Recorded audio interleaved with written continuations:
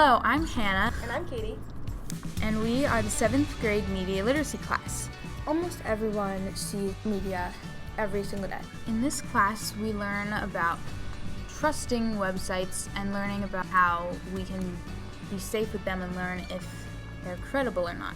Our first interview group will be talking about how a source is credible or not credible and how you can tell. Okay, so today we have Jolie and Kylie. And they are going to tell us how we know if a source is credible. Well, .com and .org, they don't really matter because anyone could get those. Anyone could get .com or .org. So, yeah, it doesn't mean that it's credible. Yeah, some people think .org is more like trustable and .com is like not at all, but it's not true. Some of it could be like satire. What does satire mean? Satire is like something kind of comical. So like if you're writing an article about something, you make it more comical and funny. Yeah, like humor.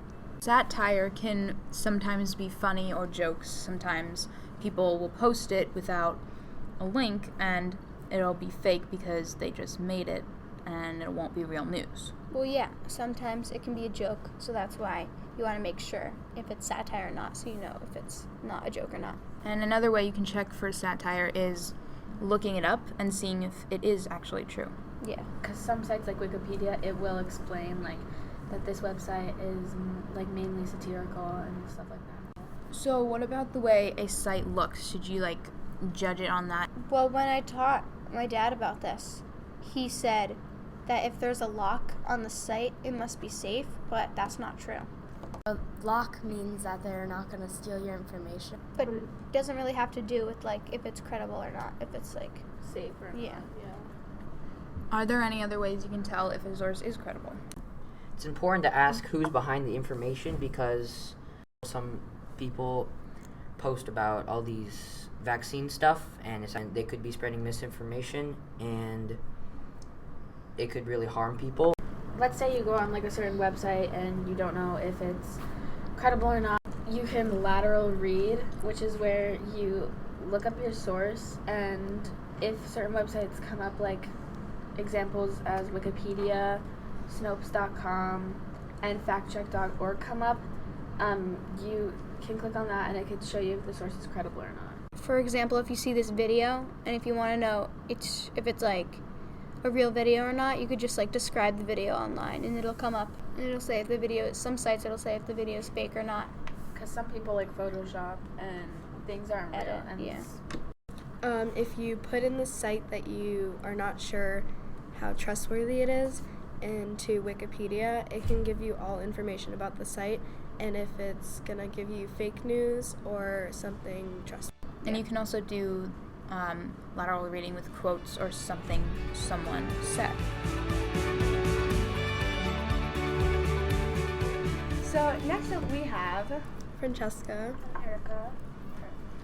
And they are going to tell us how you can trust Wikipedia and other fact-checking sites. Why is Wikipedia a great site that people don't always trust? I think Wikipedia isn't trustable because there's like an edit button. You actually have to go through a very long process to be able to edit a Wikipedia site, and it will tell you when it's been edited and by who it's been edited by. And there are a lot of safety securities on Wikipedia. What types of sites would have locks on Wikipedia? On Wikipedia. The important sites that people might want to not have like fake and stuff. Yeah. You can check info on Wikipedia. It gives you a quick overview of what is true by quickly summarizing if the info is fake or a fact.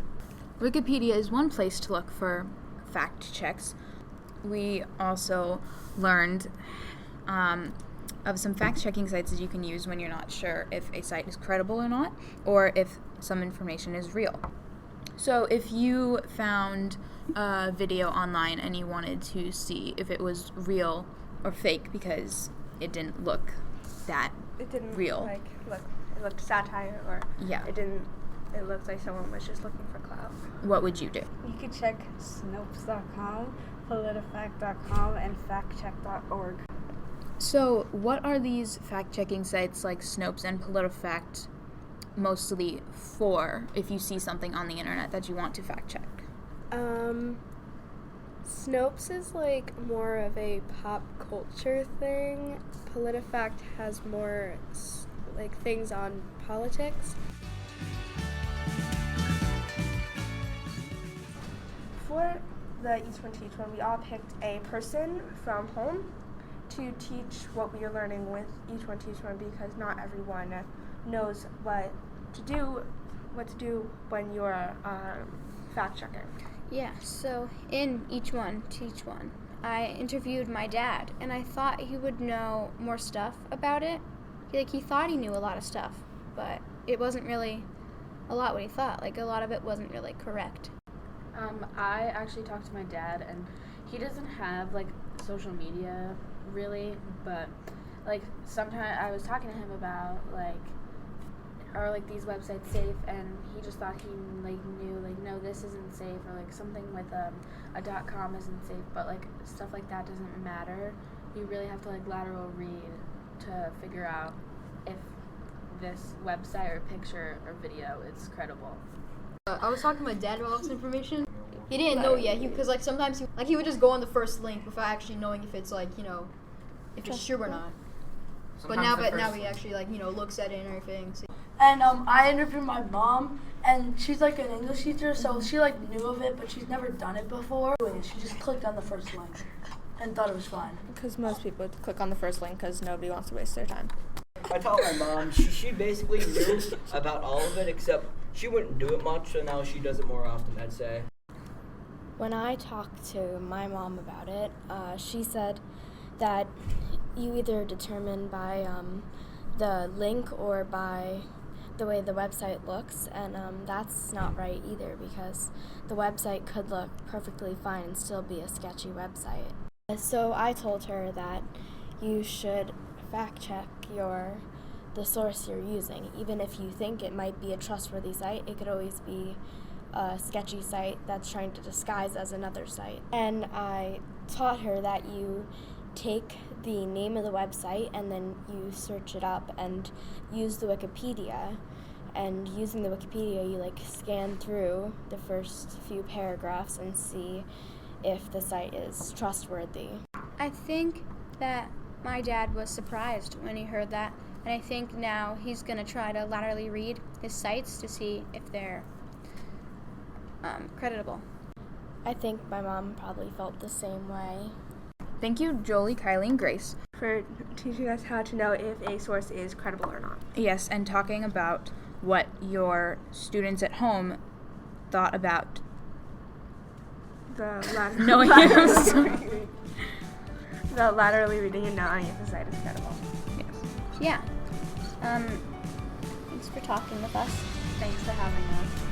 We have a lot more to learn, and we have so much more to teach. Tune in soon for our next episode of Each One Teach One for more media literacy info and tips. We hope you loved our show.